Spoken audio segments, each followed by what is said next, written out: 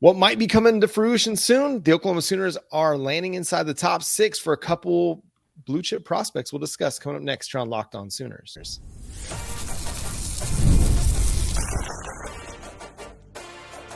You are Locked On Sooners, your daily podcast on the Oklahoma Sooners. Part of the Locked On Podcast Network, your team every day.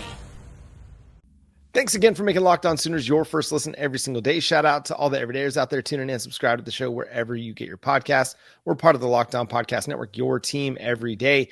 Jay, we're going to talk a little recruiting now as the Oklahoma Sooners landed inside the top 6 for a couple blue chip prospects. First, let's talk about Drew Evers, because somebody asked over on the YouTube side, what's going on with offensive line recruiting? Well, here we go.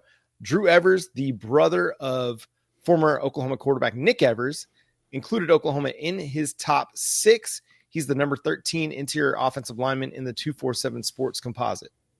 Yeah, and Drew Evers is really, really good. 6'3.5". I mean, he's listed at 285. I know he's a little bit bigger than that, and the kid can play. And I'm going to be honest with you all, he likes Oklahoma. He really likes Bill Beatonbow. So the Sooners are legitimate targets. They're legitimate potential for him when it comes to landing and recruiting. And the kid's good, got good mobility. I say Hayes Fawcett has him listed at 6'4", 302. So, you know, their listings are completely different than what they actually have on their site, but I digress. They usually do that and update it as they go through camps. But Drew is one that he's legitimately a possibility for Oklahoma, and he's got a great list. He's got SMU, which he's from Flower Mound. So you've got the local team, and SMU has been... they've been throwing them dollars out there to get these kids. Ohio State, LSU, Penn State, A&M, and then Oklahoma. And so you've got some legitimate competition from schools that do a really good job at developing offensive linemen and send them to the league. I think Oklahoma has an actual chance, and Bill Beatonbow has a chance with Drew Evers. And like you mentioned, his brother Nick did play at Oklahoma, transferred out. He ended up at Wisconsin and then finished up so far at UConn.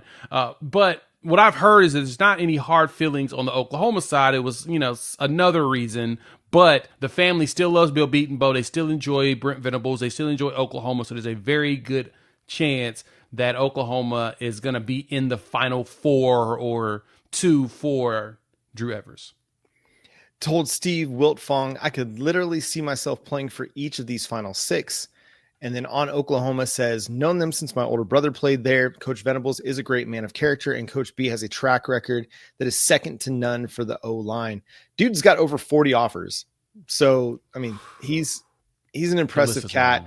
Again, an interior offensive line prospect that moves really, really well. Someone that's going to be an impact player at guard and has been on Oklahoma's radar for a long, long time and has been heavily connected, has visited a ton. Even after Nick left, he's visited a bunch with the Sooners. And again, that track record that Coach Bill Beatonbow boasts, I think that's going to put them in the mix for any offensive line target that they want to be in the mix on. But it's going to be a difficult recruitment when you've got these big time programs also coming at him as well. The other one that they entered into the top 6 for, that's Craig Dandridge, wide receiver out of Georgia, number 309 prospect in the 247 Sports composite, the number 38 player in the state of Georgia, according to 247 Sports composite.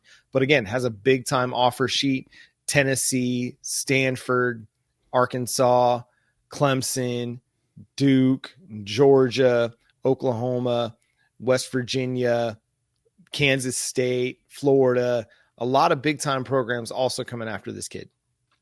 Yeah, he's got a lot of the big programs after him. He has a very impressive list of teams. Like, again, the one thing that I like to do when it comes to a prospect, regardless of where they're located, who is interested in them, who has given the offer, and who do they feel like has the best chance of landing them? And he's on the list of Georgia. And Georgia's produced some pretty solid wide receivers. You've also got the Tennessees of the world, Clemson, Florida, Kansas, Arkansas.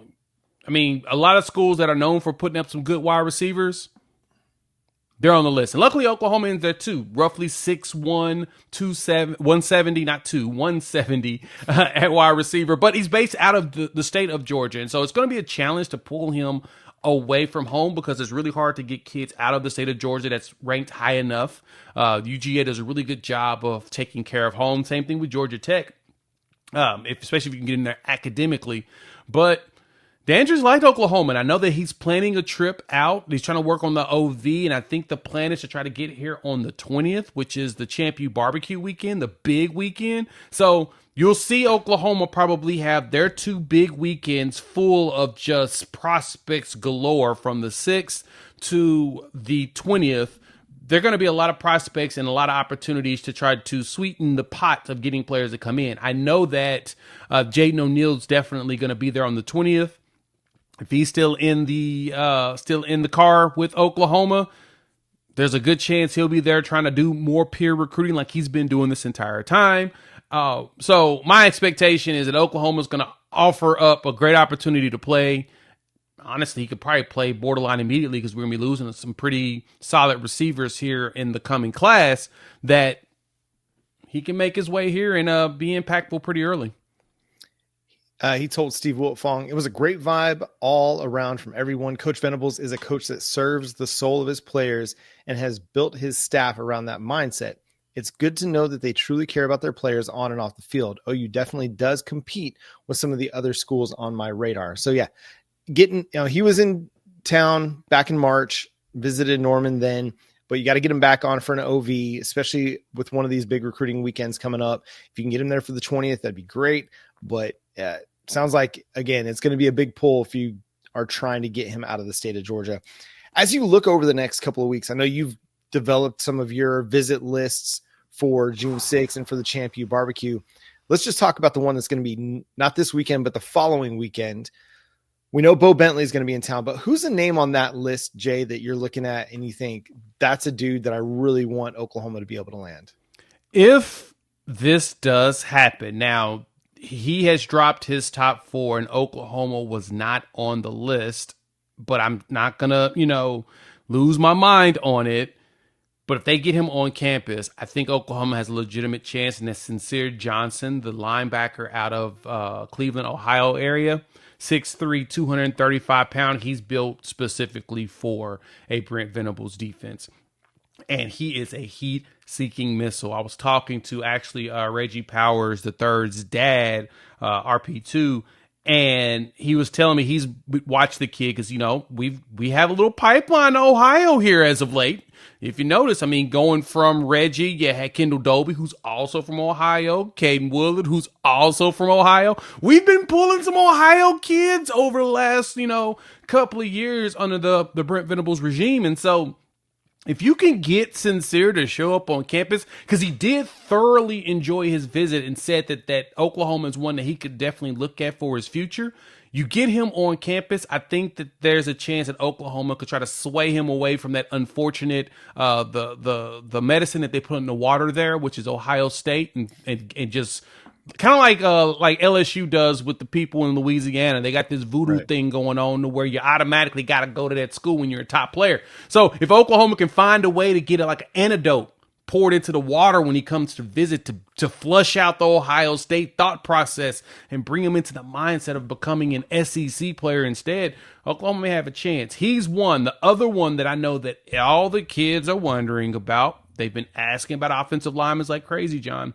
Deacon Schmidt, OT out of Colorado, IMG kid.